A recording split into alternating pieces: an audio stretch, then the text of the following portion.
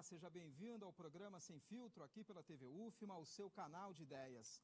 A cada semana recebemos personalidades ligadas aos direitos humanos, cultura, política, educação e outras áreas para falar sobre suas carreiras e temas relevantes do nosso dia a dia. O programa de hoje é um convite à reflexão sobre o acesso à justiça e os direitos da população, principalmente dos mais vulneráveis. Vamos falar sobre o papel da Defensoria Pública do Estado. A Defensoria Pública do Maranhão foi criada com o objetivo de garantir assistência jurídica integral e gratuita para aqueles que não podem pagar por serviços advocatícios. A instituição tem como meta assegurar o acesso à justiça e promover a defesa dos direitos humanos no Estado. O órgão foi estabelecido pela Constituição Federal de 1988, que reconheceu sua importância como instituição essencial à administração da justiça e à garantia dos direitos dos cidadãos. Em 2009, o Tribunal de Justiça do Estado reconheceu a autonomia da Defensoria do Maranhão ao julgar favorável uma ação direta de inconstitucionalidade promovida pela OAB. A instituição busca solucionar conflitos de forma pacífica, promovendo o diálogo e a busca por acordos entre as partes. A Defensoria Pública do Maranhão tem trabalhado para expandir sua atuação, buscando garantir o acesso à justiça para um número cada vez maior de pessoas. A nossa entrevistada de hoje é a primeira subdefensora-geral do Estado do Maranhão, Cristiane Marques.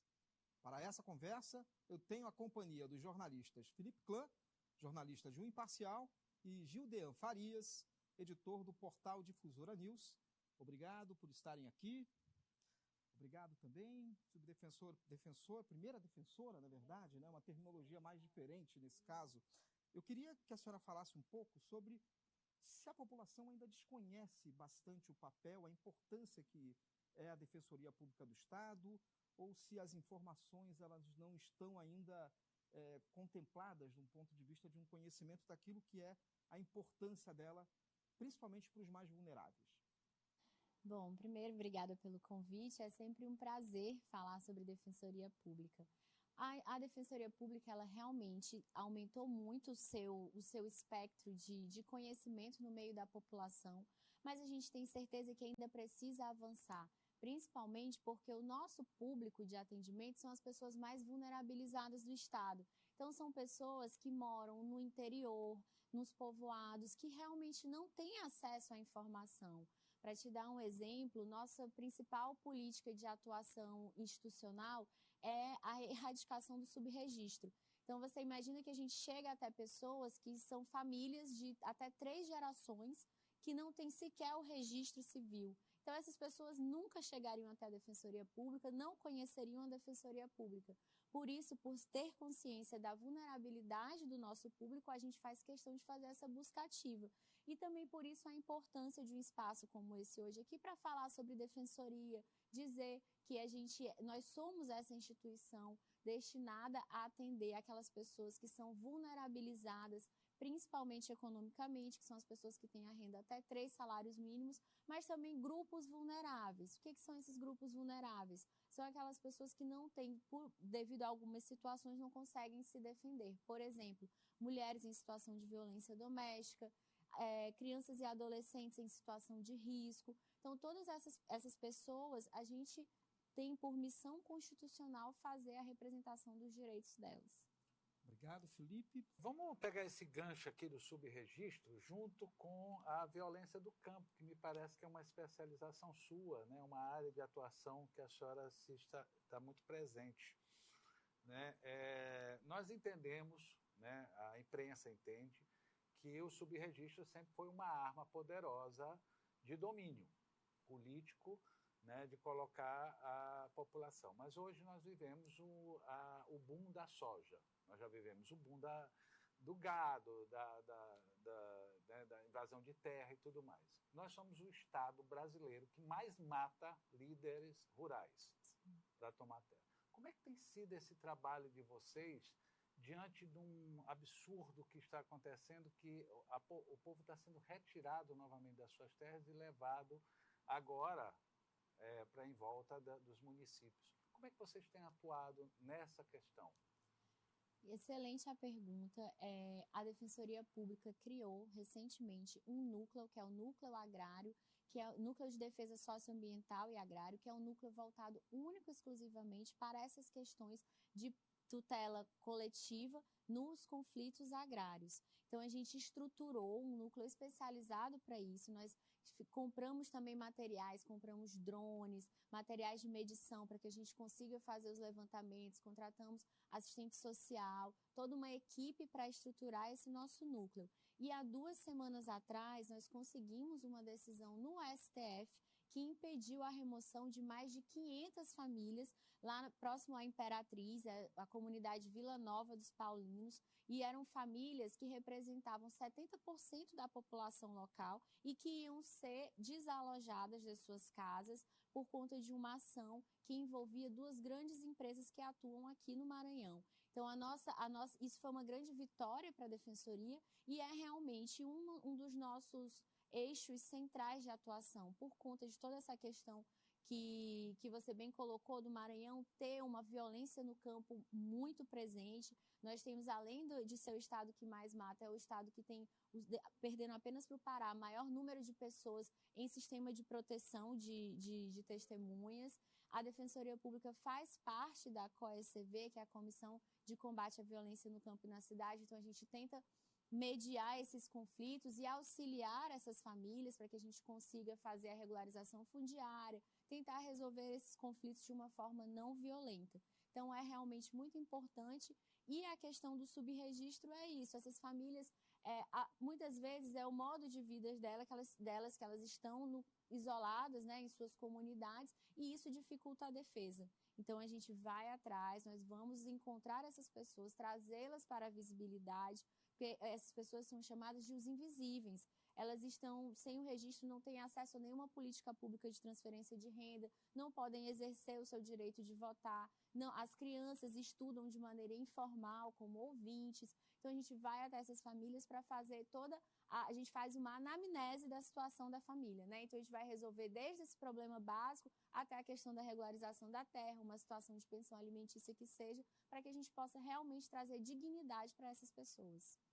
Juliana? Perfeito. Subdefensora, você falou sobre a questão da importância da Defensoria Pública na vida das pessoas, mas eu queria entender como é que a Defensoria Pública está chegando no Maranhão, que é um estado de características continentais, né? E tem alguns municípios que já há um posto de atendimento da Defensoria Pública, mas muitos ainda não, né? Como é que é o trabalho da Defensoria Pública para chegar até esses locais onde não há ainda um ponto de atendimento? A Defensoria Pública, ela ainda realmente não está presente em todo o estado do Maranhão. Nós temos 217 municípios e estamos em 75 comarcas, né? Então, essas comarcas abrangem aí, a comarca é aquele termo do judiciário, que é uma cidade que é sede de um fórum.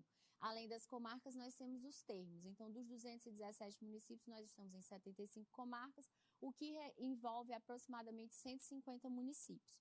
Ou seja, avançamos muito, mas ainda temos que avançar. Nos municípios que não são comarcas, nós temos abertos salas verdes, que são pontos de atendimento da Defensoria, em que o cidadão consegue ser atendido por meio de videoconferência. Nas cidades em que são comarcas, a gente luta para conseguir construir os nossos econúcleos.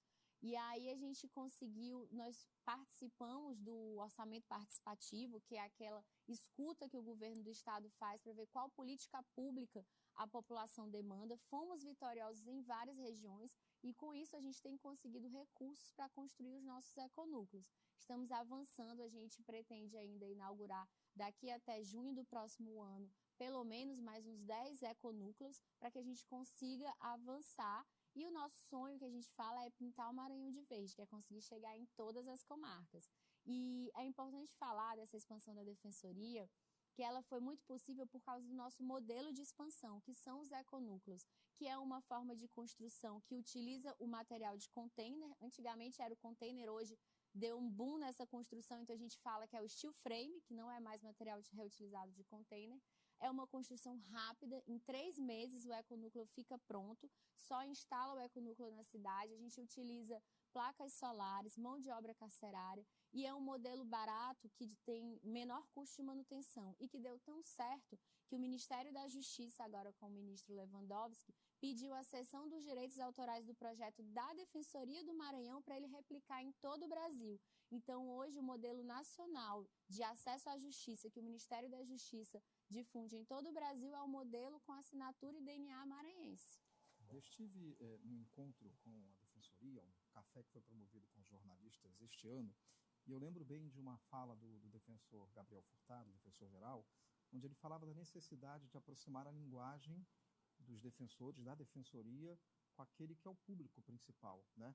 A senhora também percebe que isso é necessário e durante muito tempo houve algum tipo de dificuldade maior, até de aproximação, talvez até por uma forma de aproximação, por uma forma de diálogo com essas pessoas?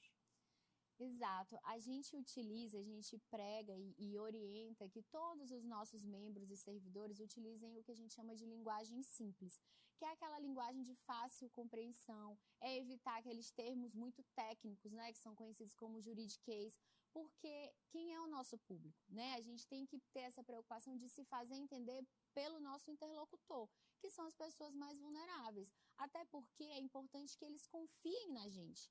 Nós seremos os seus representantes nos processos, seus representantes para postular as políticas públicas. Então, a gente precisa ter essa linguagem simples, falar de forma fácil, falar de maneira clara, direta e objetiva.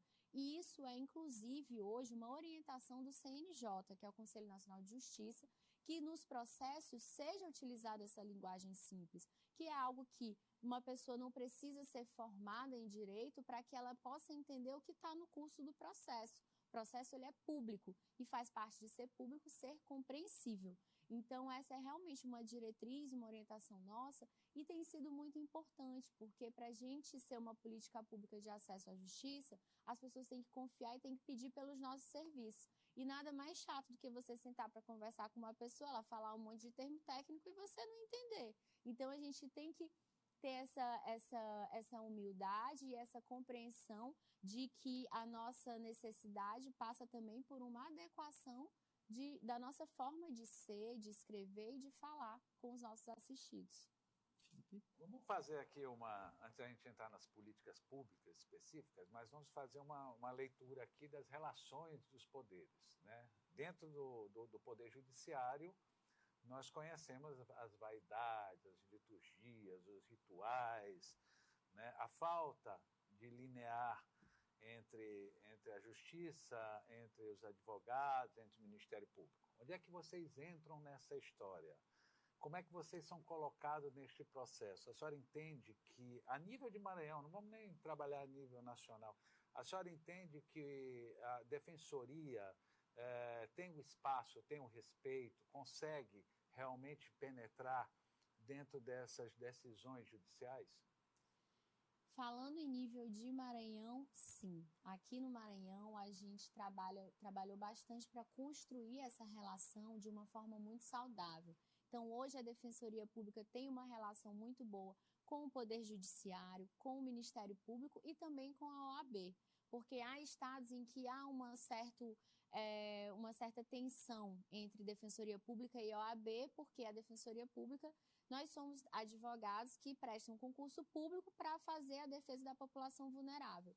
Há estados que a OAB entende que essa seria um campo para os advogados dativos. Então, isso gera um pouco de tensão. Mas aqui no Maranhão, a gente tem essa compreensão de que são funções diferentes, ambas necessárias. E o Ministério Público tem uma parceria muito grande com a Defensoria Pública porque entende cada um a importância da sua instituição. Da mesma forma, o Poder Judiciário. Então, felizmente, aqui no Maranhão, nós temos uma Defensoria Pública que é não só respeitada pelas outras instituições, mas como também reconhecida. A gente tem esse orgulho de falar que conseguimos construir aqui um sistema de justiça que trabalha de uma forma eficiente e as instituições conseguem andar irmanadas, diminuindo um pouco essa briga de vaidades que a gente infelizmente vê em outros estados. Olha, vamos pegar a Defensoria Pública, né, e mostrar para o Brasil, porque estou encantado com a Defensoria Pública, né? Nós vamos ser agora modelo nacional. Isso. E na Justiça do Maranhão nós temos um entendimento. Realmente eu preciso rever todas as minhas leituras sobre comportamento da área de justiça. Que bom! Que Vamos lá, feliz. então é isso. O Sem Filtro faz uma rápida parada e volta em um instante. Fique ligado, hein? O programa Sem Filtro está de volta aqui pela TV UFMA, o seu canal de ideias. Hoje conversando com a primeira subdefensora-geral do Estado do Maranhão, Cristiane Marques. Para essa conversa, eu tenho a companhia dos jornalistas Felipe Clã, jornalista de O Imparcial, e Gildean Farias, editor do portal Difusora News. E é o Gildean que começa fazendo a pergunta nesse bloco. Subdefensora, vou aproveitar a deixa dos colegas no bloco anterior e puxar a brasa para a nossa sardinha da comunicação. O Fábio comentava sobre chegar numa linguagem que chegasse melhor para as pessoas, para o público da Defensoria Pública. E o Felipe falou que a Defensoria Pública do Maranhão hoje é um case para a Justiça Nacional. E eu vou puxar a brasa da sardinha e dizer que a comunicação da Defensoria Pública hoje também é um case para a comunicação não só do Maranhão, mas também nacional. A gente tem percebido exatamente isso. A justiça, o juridiquês, como a senhora falou, às vezes é um tema duro, difícil de se falar. Nas redes sociais, então, seria complicado se não tivesse essa dinâmica que a comunicação da Defensoria Pública do Estado do Maranhão está conseguindo fazer. E eu queria que a senhora falasse sobre isso. Como é que a senhora vê essa narrativa que a comunicação está levando para as redes sociais das ações da Defensoria Pública chegando de fácil acesso para quem quer que acesse as redes sociais da Defensoria Pública, os canais de comunicação da Defensoria Pública? Perfeito. A nossa comunicação, nossa estratégia de comunicação, ela passou realmente por uma mudança. O defensor-geral atual, Gabriel Furtado, ele sentou com a comunicação e estabeleceu essa diretriz de que queria aumentar a nossa incidência nas redes sociais e entendia que isso partia de uma comunicação mais fácil, de uma linguagem mais simples. E a comunicação, na mesma hora, topou o desafio, mas a gente enfrentou muita resistência interna. Exatamente por aquilo que a gente falava, que para alguns a questão da linguagem difícil é um sinal de status, né? Então achava que não, que vai vulgarizar o direito, que não pode se falar assim. Mas eu tenho certeza que foi uma decisão muito acertada, porque com essa diretriz, a nossa comunicação passou a fazer essas postagens com linguagem mais simples e puxando muito também, pegando o que a gente fala dos memes, da internet, trazendo para assuntos do direito, da defensoria, mas com esse gancho que tem um apelo popular. E aí, isso deu tão certo que hoje o nosso Instagram, um dos Instagrams da Defensoria mais seguidos do Brasil, nós somos, acho que, a segunda defensoria mais seguida do Brasil, e a gente já teve até postagem nossa que foi replicada pelo Instagram do STF. Então, foi uma coisa assim que deu muito certo. E o objetivo principal disso tudo, por que é importante ser uma defensoria seguida? Porque isso quer dizer que aquelas pessoas para quem a gente trabalha estão conseguindo ter acesso à informação. Então, realmente é uma coisa que a gente se orgulha muito, apesar de no começo a gente ter enfrentado críticas, mas a gente vê que hoje valeu a pena. Eu queria trazer à tona uma situação que até antes de começar o programa a gente conversava, a senhora falava que a questão de jogos, por exemplo, é um problema que a Defensoria hoje tem atuado, tem trabalhado.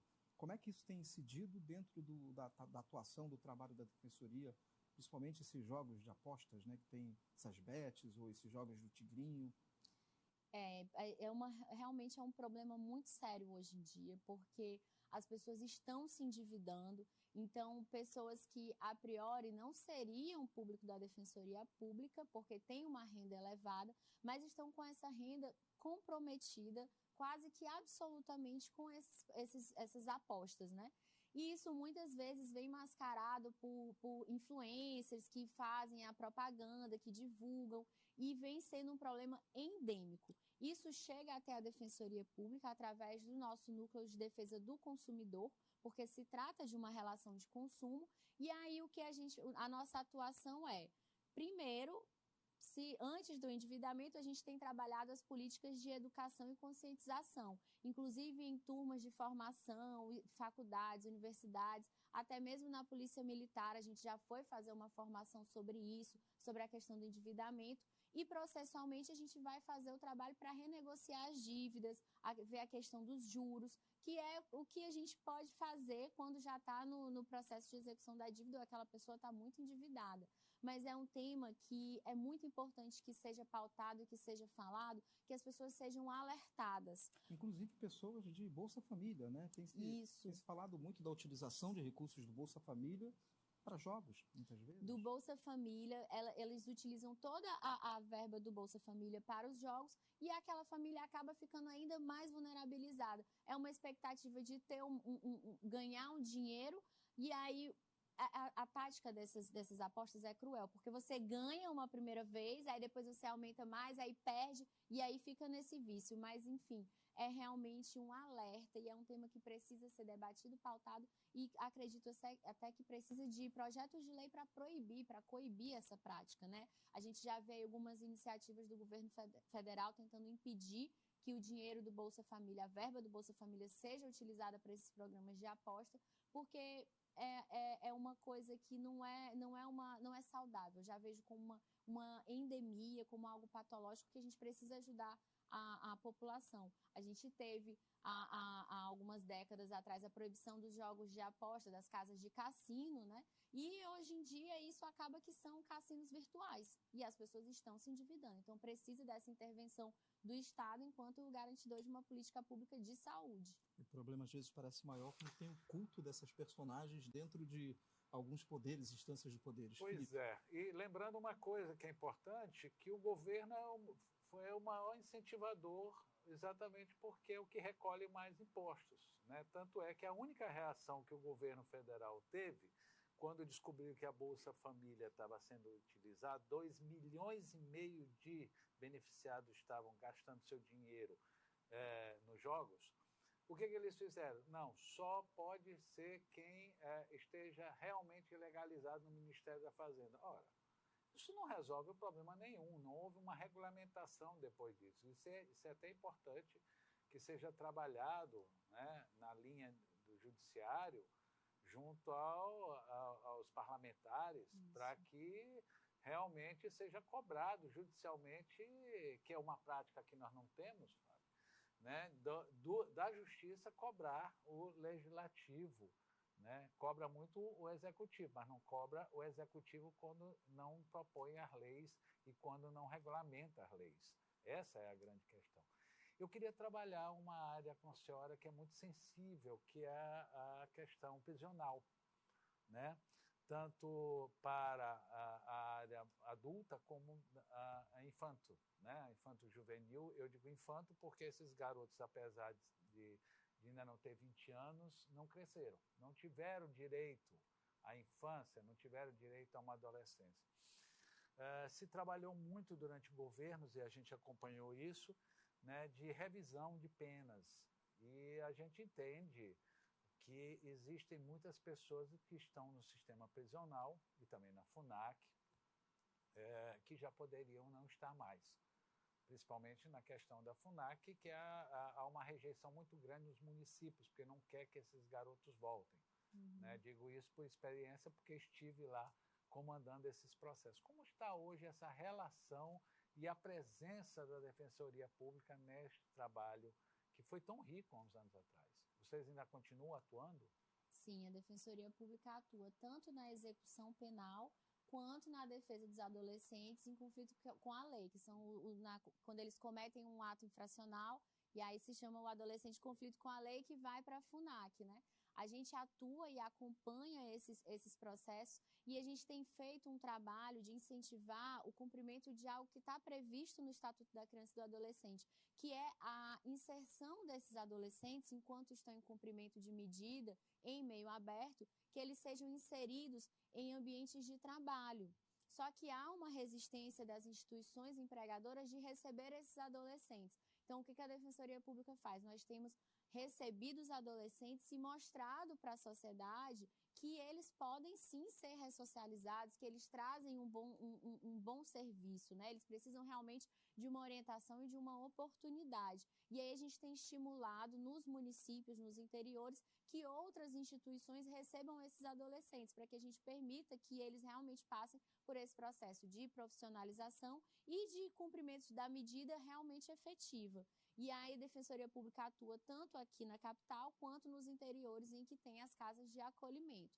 E na execução penal, a gente teve em 2012, 2013, aquela grande crise do sistema penitenciário, que foi um momento de virada, né? Hoje o sistema penitenciário do Maranhão é um sistema que tem muitos pontos positivos, tem pontos a melhorar, mas que evoluiu muito.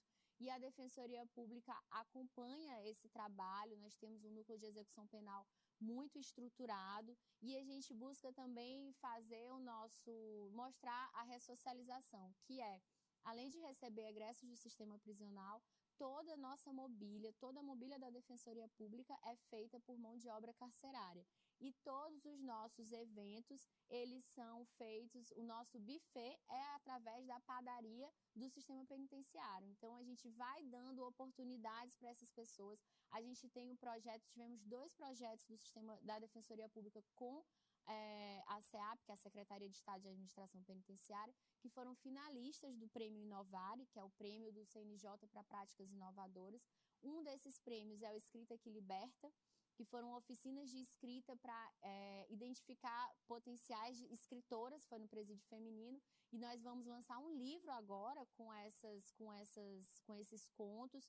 Foi feita uma premiação em que o ministro Reinaldo Fonseca, do STJ, veio, ele foi um dos avaliadores do prêmio, e a gente tem um outro programa que é o Eu e Ela Repensando o Gênero, que são com homens e mulheres que estiveram envolvidos em crimes de violência de gênero, violência contra as mulheres, desde de abuso sexual até importunação sexual, e a gente faz rodas terapêuticas com esses homens para que eles se reabilitem no sentido de refletir qual é a posição da mulher no relacionamento, como se comportar, como tratar, e a gente tem tido muitos resultados. Esse programa também foi finalista do Inovare e vai ser replicado em outros estados. A gente acredita muito, é um tema que é difícil de falar, porque não é muito bem recebido pela sociedade, mas a Defensoria Pública é essa instituição que tem que trazer esse tema em pauta e mostrar a importância da ressocialização.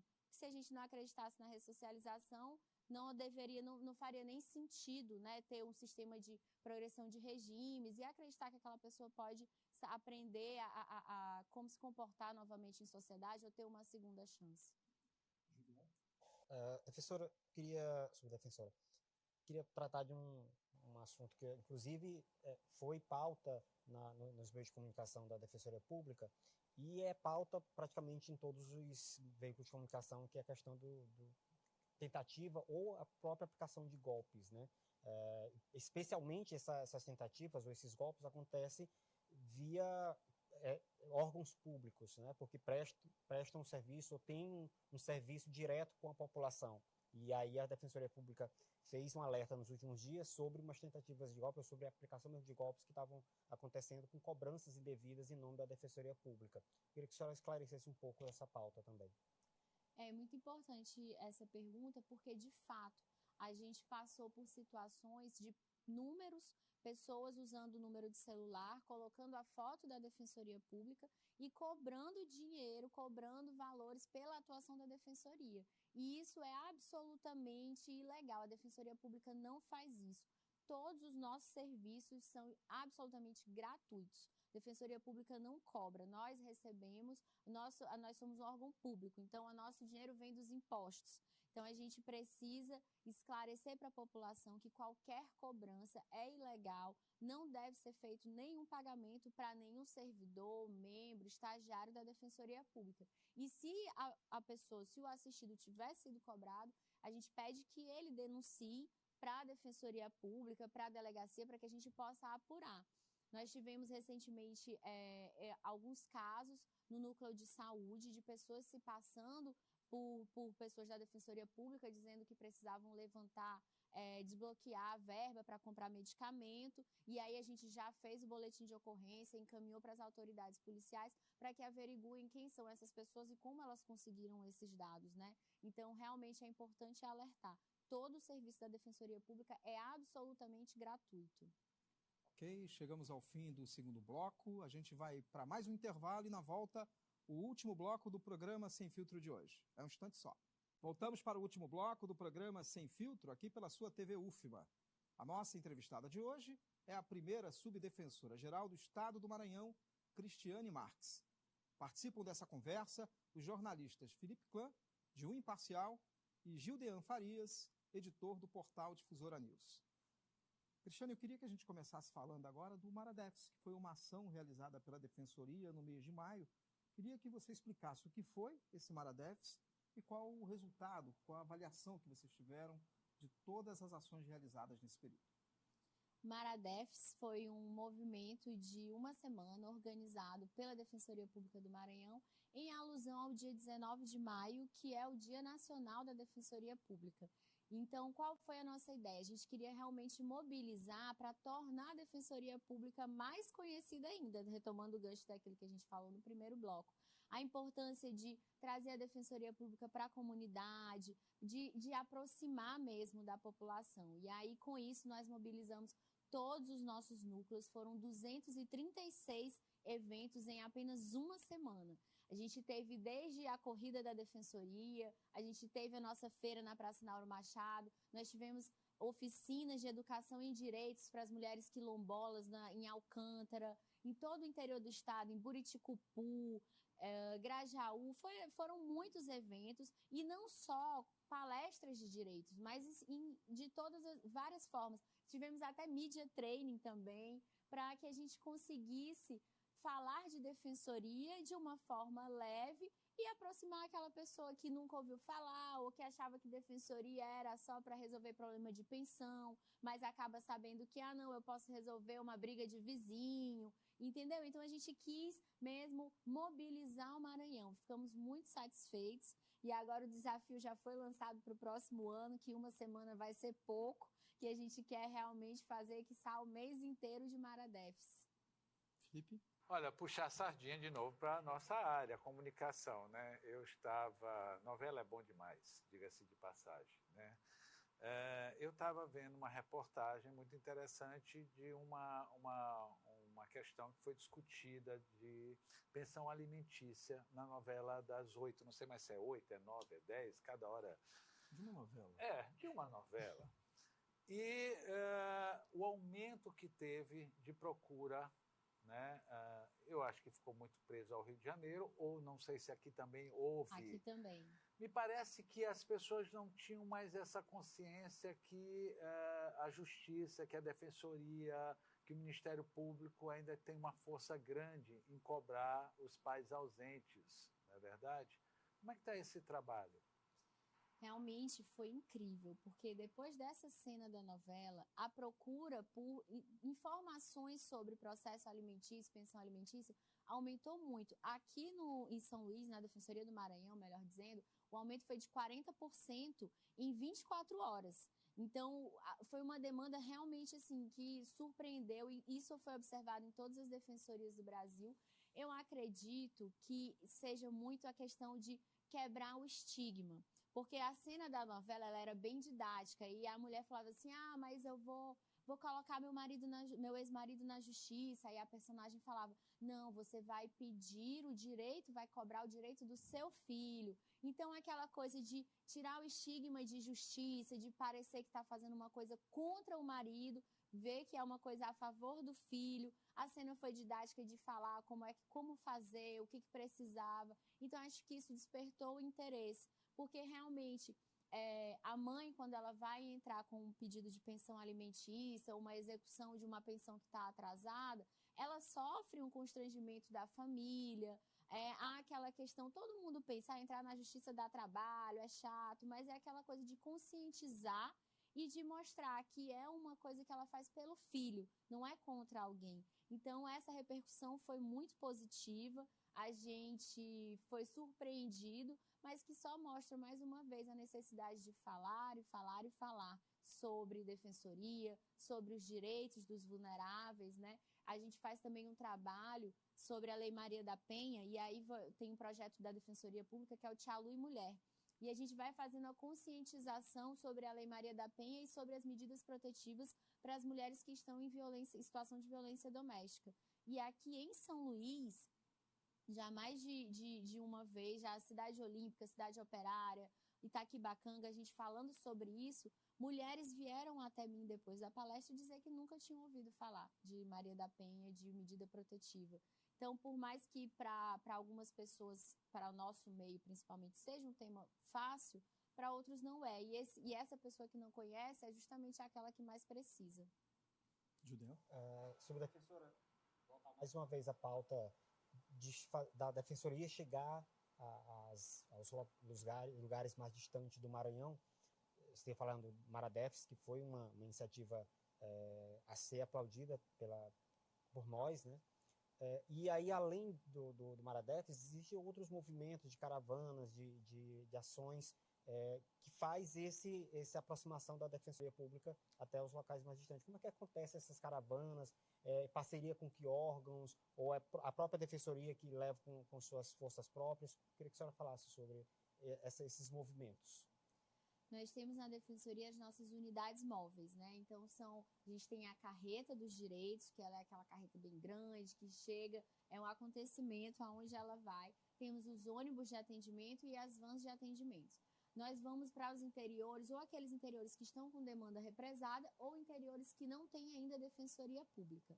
E a gente leva os nossos parceiros de primeira hora, Tribunal de Justiça, a ARPEN, que é a Associação dos Registradores de Pessoas Naturais, para fazer a questão do subregistro, INSS, Defensoria Pública da União, Ministério Público, e a gente vai fazendo esses mutirões de atendimento. De 2022 para 2025, nós já rodamos mais de 120 mil quilômetros aqui no Maranhão, fizemos mais de 53 mil atendimentos. Então, a gente consegue realmente alcançar muitas pessoas. 53 mil pessoas é uma cidade de porte médio do Maranhão, é como se a gente tivesse atendido essa população. E a gente estabelece o cronograma da carreta, a gente vai muitas vezes em parceria também com outros movimentos, de outras secretarias que estão organizando alguma atuação. Por exemplo, estivemos presentes agora no Agrobalsas, que era um evento que ia mobilizar. Então, a gente entende a importância da presença da Defensoria Pública. E aí, as nossas unidades móveis têm essa dinamicidade de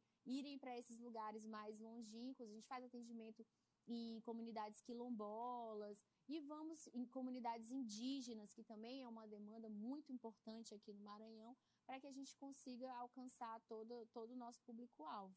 A gente está vendo uma série de ações que são desenvolvidas pela Defensoria, mas devem existir desafios, né? Um deles, talvez, já tenha sido dito aqui, que é a questão de como é que você consegue ter defensoria, por exemplo, dentro de todo o estado do Maranhão, né? Muitas cidades não têm. Que outros desafios a senhora percebe que são necessários ainda a serem enfrentados do ponto de vista da ação da defensoria, que limita aquela atuação? Sim, o nosso principal desafio, sem dúvida, é a questão ainda da estruturação, de conseguir chegar em todos os interiores, em todas as comarcas, que a gente consiga ter núcleo em todas as comarcas, ter defensores. A gente avançou nisso, recentemente conseguimos aprovar uma lei com mais 30 cargos para defensores, mas é sem dúvida o nosso principal desafio. E o outro desafio é também a questão de o acesso a essas pessoas, de chegar à população, de fazer com que a gente consiga atendê-los e levar as políticas públicas para a população.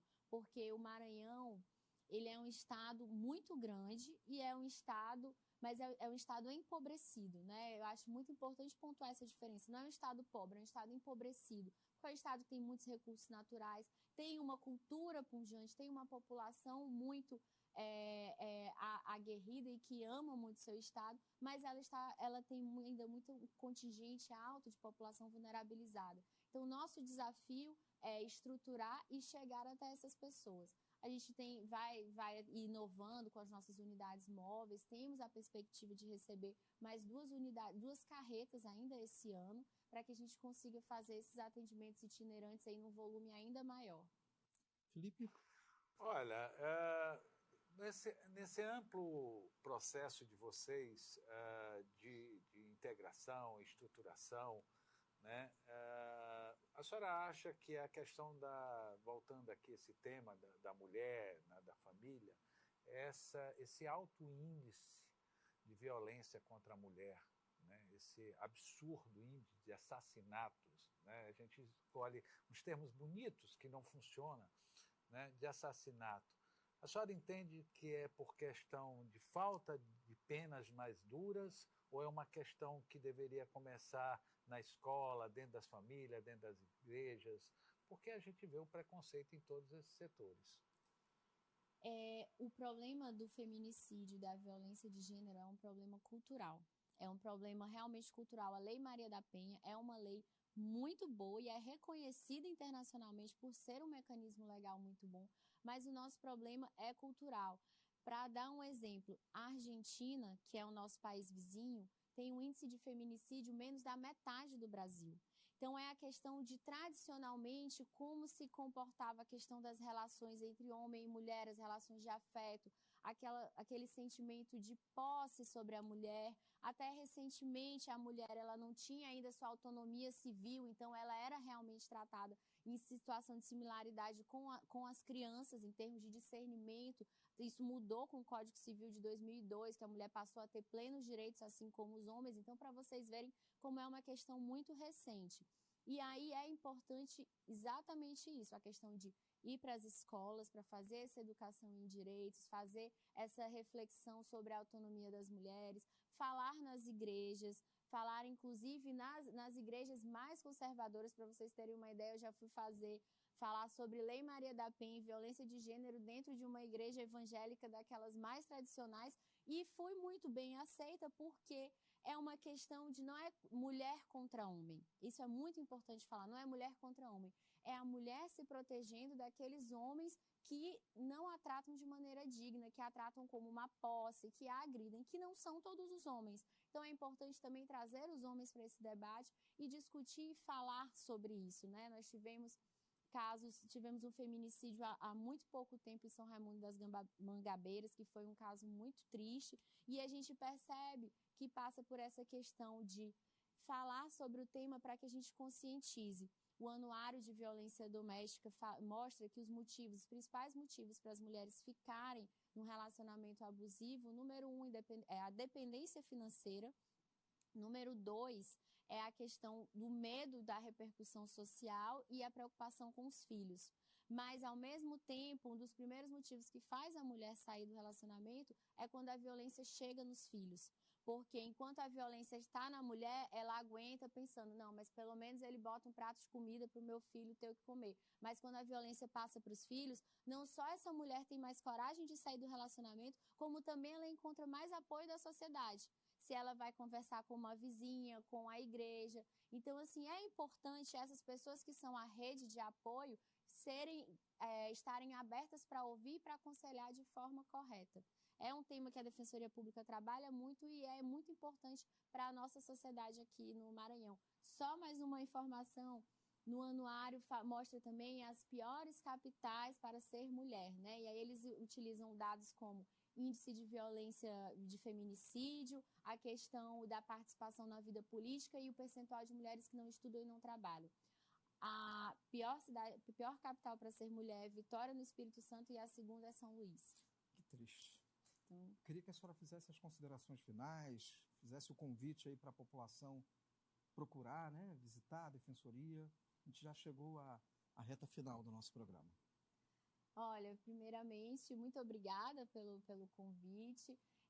Eu queria passar a mensagem para que, se você quer saber uma informação, tem alguma dúvida, pode procurar a Defensoria Pública, os nossos canais de atendimentos, pode procurar no Instagram, nos nossos núcleos da Defensoria Pública. A gente atende desde questão de direito de família, direito de vizinhança, saúde, consumidor. Fazemos também educação em direitos. Então, se você é um líder comunitário e quer levar uma palestra, alguma informação para a sua comunidade, pode procurar a Defensoria Pública e nos siga nas nossas redes sociais. Nosso Instagram é Defensoria MA. E estamos lá com tudo que a gente faz, a gente coloca lá para vocês saberem. Então, procurem a Defensoria Pública porque você não está sozinho. Ok. Eu conversei com a primeira subdefensora-geral do Estado do Maranhão, Cristiane Marques. Agradeço também aqui aos jornalistas Felipe Clã e Gildean Farias. Chegamos ao fim do programa de hoje. Você pode assistir a reprise dessa edição em nossa programação, em nossas redes sociais. Até a próxima semana com mais um Sem Filtro, o seu espaço de troca de ideias, diálogo e pensamento crítico.